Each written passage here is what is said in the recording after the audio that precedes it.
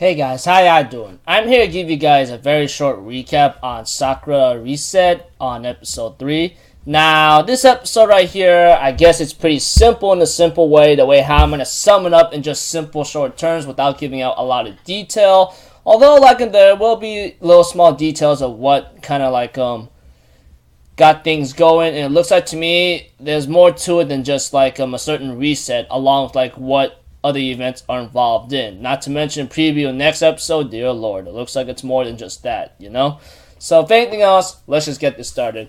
We have to it after, around the beginning of the episode, we have to it that this person named Yoka Murase or something asks Asai K and Haruki to save her cat, And apparently they end up doing a bunch of resets here and there to try to find other kinds of information, not to mention Kei talking to Hatsuchiki, or I don't know what her name is, but all I know is he talks to her on the phone or something, involving about something about McMuffin or McGuffin or something. That's the one thing that's been throughout this that's been something that's been involved in this episode has been talked about a lot. Although not a lot of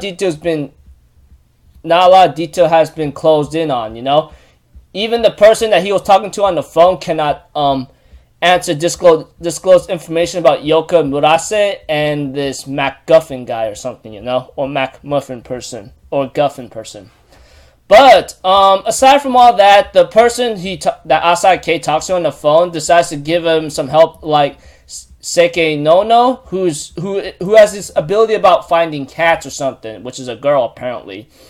After certain amounts of resets, either once or twice, and figuring out what's her favorite food of cream puffs or something, she manages to help him out and manage to find the cat. However, aside from resetting, there's been this thing about having the hand on the wall, which a kid actually saw and it disappeared, which was mentioned to Kei eventually by one of his friends, And eventually, when it came to when it came to his other friends, and so forth, things kind of got a little out of hand here and there. Not to mention, I think there was one girl, I don't know if her name was mentioned here, Minami or something, was talking about it as well, which is really freaky. But eventually, with the help of Seke Nono and so forth, along with many other things, they managed to save the cat. However, it looks like Yoka Murase seems to be involved in this, she actually knows what the heck is going on even after a certain reset, so there must be something involving with her ability. But we get to see her true ability eventually when she actually has a cat or something, and Seki Nono actually found the cat, and of course Yoko Murase was present by that time, and ends up using gravity lift or upper body gravity, and ends up running away when Asai K was trying to ask her a question. Eventually, after solving a certain issue and saving up, and the moment he actually wakes up, he ends up seeing his classmate in front of when he woke up from his bed, And I think it's her name, Minami Mirai or something. I think her full name was not mentioned here, but I'm just gonna say it anyway because I'm looking at the character list or something.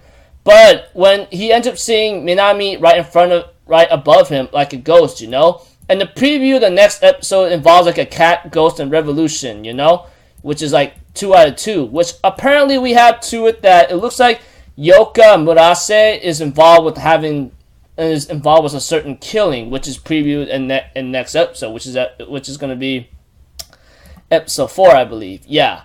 And it looks like to me she says that she decided to kill them all. So it looks like to me she'd be somewhat of a minor antagonist or a possible antagonist. Who knows? But whatever this thing is, it's just out of place. So overall, just in a simple episode about saving the cat and Yoko Murase having gravity wall. And it looks like to me it's more than just time resets and saving people, or doing other kinds of favors, as resetting things and try to change things, involves other side effects. Just like what happened to what's her name? Soma, she gotten killed, and now we have to it that Minami ends up appearing in front of Asai K on his bed, as a ghost floating above him, saying good morning and other things, and the hand on the wall thing, and then the hand disappears when the kid saw through it, etc. Not to mention saving a cat is in a different situation.